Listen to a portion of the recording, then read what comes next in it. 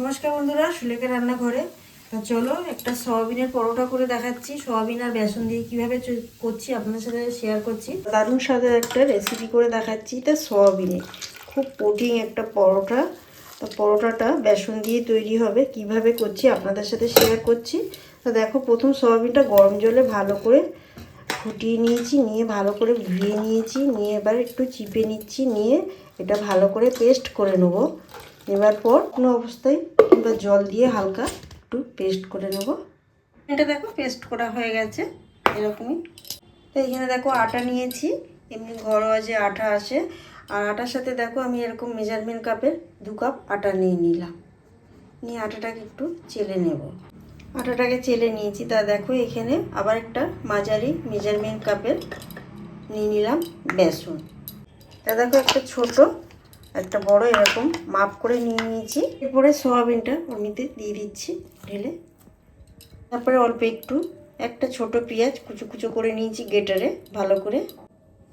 তারপরে দিয়ে দিলাম গাজর। দেখো গেটারে সব নিয়েছি গেট করে, একটা আধঘেনায় গাজর।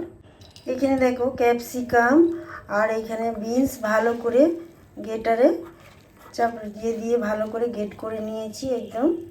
দিয়ে দিলাম একটু বাঁধাকপি দিয়ে দিলাম, যেহেতু শীতের সবজি আর খুবই সুন্দর হয় টেস্টি। তারপরে দিয়ে দিলাম এখানে ধনেপাতা। তো এখানে দেখো কী কী মশলা আছে। চিনি আছে একটু স্বাদ অনুযায়ী, এখানে জোয়ান আছে, কাসুরি মেথি এটা, এখানে আছে আন্দাজ মতো নুন, এটা জিরের গুঁড়ো, এটা আছে গোলমরিচের গুঁড়ো, এটা হলো লঙ্কা, ভাজা লঙ্কা ভালো করে গুঁড়ো করে নিয়েছি, আর আছে হলুদের গুঁড়ো, ধনের গুঁড়ো। এবারে সব কিছু এইখানে দিয়ে দিচ্ছি। দেখো সব একসাথে মিক্সড করে দিয়ে দিলাম। একটু এখানে এটার উপরে সাদা তেল দিয়ে দিচ্ছি 2 চামচের মতন। সব শেষে একটুখানি আদা দিয়ে দিলাম। দিয়ে এবারে সব দেখো উপকরণগুলো শুকনো একটু ভালো করে মেখে নেব। দেখো এইভাবে মেখে নিলাম, এখনো জল দিইনি। তো দেখো এবারে অল্প অল্প জল দিয়ে পুরোটা মাখবো, একসাথে জলটা দেব না। এই বাটির 2.5 বাটি জল লেগেছে, লেগে ব্যাটারটা একদম পুরো রেডি হয়ে গেছে। এই এবারে চাটু বসিয়ে দেবো। দিচ্ছি তেল।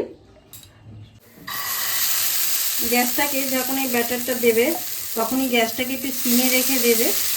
দিয়ে এবারে একটা দেখো সুন্দরভাবে পাতলা হয়ে যাবে, না বেলার ঝামেলা না কিছু, আর খুব সহজে জিনিসটা তৈরি হয়ে যায়।